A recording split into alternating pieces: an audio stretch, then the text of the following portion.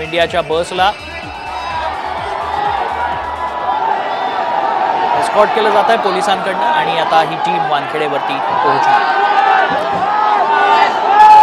पुन्हा येतो प्रसन्न तुमच्याकडे। आपण चर्चा करत होतो की बॅलन्स टीम होती बऱ्यापैकी, त्याचा फायदा आपल्याला नक्कीच पाहायला मिळालेला आहे। पण रायटी लेफ्टी कॉम्बिनेशनचाही देखील फायदा झाला, कारण 2011च्या वर्ल्ड कपमध्ये देखील रायटी लेफ्टी कॉम्बिनेशननं आपल्याला तारलं होतं। त्यावेळेला देखील सिच्युएशन खूप ट्रिकी झाली होती आणि यंदाही तसंच काहीसं झालं, त्यामुळे अक्षर वरती आला खेळायला। अगदी बरोबर, कारण बघा मगाशी जी left hand right hand combination आपण सांगत होतो त्यामध्ये अक्षर पटेलची चर्चा करायची राहून गेली, पण अक्षर पटेलचं योगदान खूपच महत्वाचं होतं।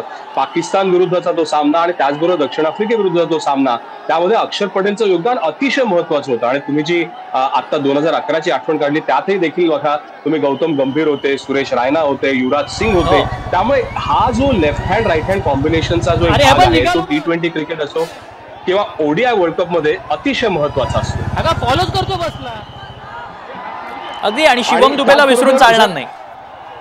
हो, शिवम दुबेला आपण विसरून चालणार नाही, कारण त्याची देखील जी खेळी होती फायनल मध्ये जो त्याचं योगदान होतं 27 धावांचं 16 चेंडूंमध्ये, आक्रमक खेळी, आणि त्यावेळेला जे विराट कोहलीला किंवा त्या पार्टनरशिप मध्ये जी साथ हवी होती ती शिवम दुबेने मिळवून दिली। आणि जो एक विस्फोटक शेवट आपल्याला पाहिजे होता, म्हणजे टीम इंडियाला जे 150, 160 आणि 170 मधला जो फरक होता तो शिवम दुबेमुळे आपल्याला मिळाला। त्यामुळे हे जे लेफ्ट हँडर्स होते त्यांचं योगदान अतिशय महत्वाचं होतं, म्हणजे कुठल्याही बॉलर्सना ते सेटल होऊन देत नव्हते। आणि जसं आपण मगाशी म्हणत होतो, मध्ये 2011 असेल, 2007 असेल किंवा 1983चा वर्ल्ड कप असेल किंवा हा T20 वर्ल्ड कप असेल, ह्या टीम मध्ये जेव्हा बॅलन्स चांगला असतो ना, बॅलन्स जेव्हा चांगला असतो, चांगले बॉलर्स आहेत, चांगले ऑलराऊंडर्स आहेत, चांगले डावखुरे फलंदाज आहेत, चांगले राईट हँडेड बॅटर्स आहेत, ओपनिंग बॅटर्स आहेत, ऑलराऊंडर्स चांगले आहेत, तर मग कामगिरी व्हायलाच पाहिजे, झाली, आणि अर्थात टीम इंडिया चॅम्पियन झाले ते T20 वर्ल्ड कपचे। अगदी, आणि आपण चर्चा करतोय पण या आधीच्या वर्ल्ड कपमध्ये अगदी 2011चा वर्ल्ड कप असेल, 2007चा, त्यात धोनी फॅक्टर होता, आता रोहित फॅक्टर आहे, कसं बघायचं याकडे? हो, नाही खरंच आहे की हे अगदी बरोबर म्हणालात तुम्ही तन्मय, की हा रोहित फॅक्टर आहे। कारण रोहित शर्मा ज्या प्रकारे नेतृत्व करत आलेला आहे ह्या संघाचं, म्हणजे बघा वर्ल्ड टेस्ट चॅम्पियनशिप देखील टीम इंडियाने फायनल गाठली होती, तिकडे ऑस्ट्रेलिया विरुद्ध पराभूत झाले। ओडीआय वर्ल्ड कप देखील फायनल मध्ये प्रवेश केला होता, ऑस्ट्रेलिया विरुद्ध पराभूत झाले, दोन्ही वेळेला रोहित शर्मा कॅप्टन होते।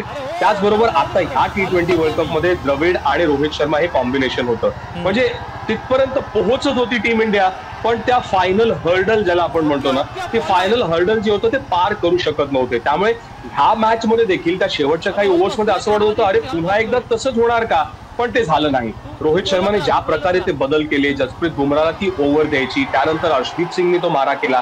बरं, नुसतं कॅप्टन काय नुसते निर्णय घेतो असं नाही, कॅप्टन एक टीम तयार करतो, संघ बांधणी करतो, आणि प्रत्येक खेळाडू आज जर तुम्ही बघाल, म्हणजे तो विराट कोहली असेल किंवा यशस्वी जयस्वाल असेल किंवा जसप्रीत बुमराह असेल किंवा मोहम्मद सिराज असेल किंवा अर्शदीप सिंग असेल किंवा शिवम दुबे असतील, ते सगळे हेच म्हणतात की ज्या प्रकारे रोहित शर्माने आम्हाला सगळ्यांना एकत्र आणलं।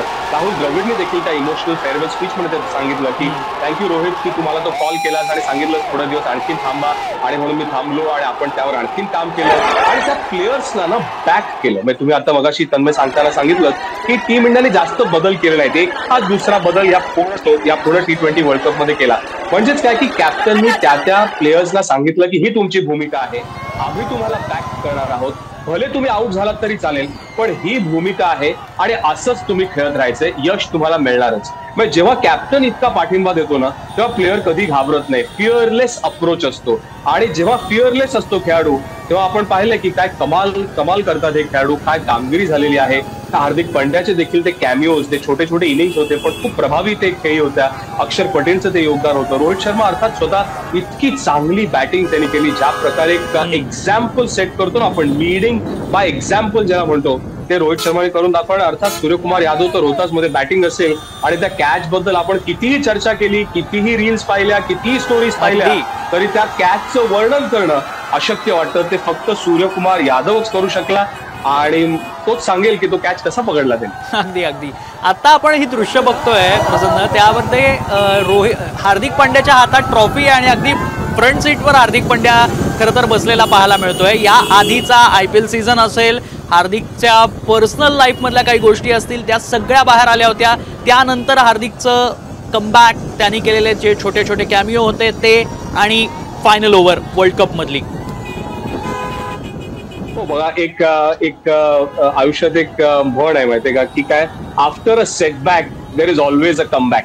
म्हणजे जेव्हा एखादा प्रसंग असा होऊ शकतो, म्हणजे आपण तुम्ही आता म्हणालात तसं, की जी IPL झाली ती हार्दिक पांड्यासाठी तितकी चांगली नव्हती. मग एक कॅप्टन असेल किंवा एक प्लेअर असेल, आणि अर्थात तुम्हाला माहिती आहे की हे फॅन्स जे आपले आहेत ते तितकंच प्रेम करतात आणि तितकंच रागवतात देखील, आणि तितकेच ते नाराज देखील होतात. त्यामुळे बरंच काही झालं मागच्या 2 महिन्यामध्ये. आणि बघा, हार्दिक पंड्याने जेव्हा ती मॅच जिंकवली, जेव्हा ती फायनल ओव्हर टाकली, त्यानंतर हार्दिक पंड्याचं जे दृश्य होतं, जे जे डोळ्यातनं येणारे अश्रू होते, किंवा जे अक्षरशः त्यांनी स्वतःला व्यक्त केलं, की जे त्याने साठवून ठेवलं होतं. आणि प्रत्येक खेळाडूसाठी, प्रत्येक क्रिकेटरसाठी हा खूप कठीण क्षण असतो, कारण मुद्दाम कोणी करत नाही. प्रत्येकाला चांगली कामगिरी करायची असते, चांगली बॅटिंग करायची असते, चांगली बॉलिंग करायची असेल. हार्दिकच्या बाबतीत जर बोलायला गेलो, चांगली कॅप्टन्सी करायची असते. पण बऱ्याच वेळेला काही गोष्टी जुळून येत नाहीत. पण फायनलला हार्दिक पंड्यानी ती महत्वाची विकेट हेनरिक क्लासेनची काढून दिली, कारण तिकडे क्लासेन जर ती ओव्हर टिकला असता तर मॅच संपली असती. म्हणजे दक्षिण आफ्रिकेने ती मॅच अगदी सहज जिंकली असती, कारण अक्षर पटेलच्या त्या आधीच्या ओव्हरमध्ये 24 धावा अक्षरशः धुतल्या होत्या हेनरिक क्लासेननी. पण ती विकेट काढली हार्दिक पंड्यानी. त्याचबरोबर शेवटची ओव्हर टाकली, जिकडे 16 रन्स हव्या होत्या. डेव्हिड मिलर बॅटिंग करत होता. डेव्हिड मिलर सारखा बॅट्समन जर जोपर्यंत क्रीजवर आहे, तो 20, 25, 30 धावा देखील करू शकतो.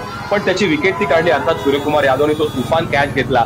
पण एका क्रिकेटरच्या आयुष्यात हेच असतं, की कधी कधी ते उतार चढाव पाहायला लागतात. आणि आज काय झालंय माहिती का तन्मय, आता तुम्ही तर ह्या क्षेत्रात आहात, की आज क्रिकेट बाबत जर बोलायला गेलो ना, तर प्रत्येक जण एक्सपर्ट आहे. म्हणजे आज तुम्ही खाली नुसतं एक राऊंड मारायला जरी गेलात, तरी प्रत्येक माणूस सांगत असतो, अरे रोहितने ते करायला पाहिजे होतं, अरे सूर्याने ते करायला पाहिजे होतं, हार्दिकने ते करायला पाहिजे होतं, अरे विराट हे का करतो. प्रत्येक जण एक्सपर्ट असतो. आणि सोशल मीडियाच्या माध्यमातून प्रत्येक जण कधी कधी काही ज्या बाउंड्रीज असतात ना, त्या बाउंड्रीज पार करू नये असं मला अगदी वैयक्तिकरित्या वाटतं. पण फॅन्स आहेत ते, आणि ह्याच्यात तुम्हाला पूर्ण मुभा आहे, पूर्ण फ्रीडम आहे. त्यामुळे कधी कधी अति केलं जातं, थोडं लाईन क्रॉस केली जाते.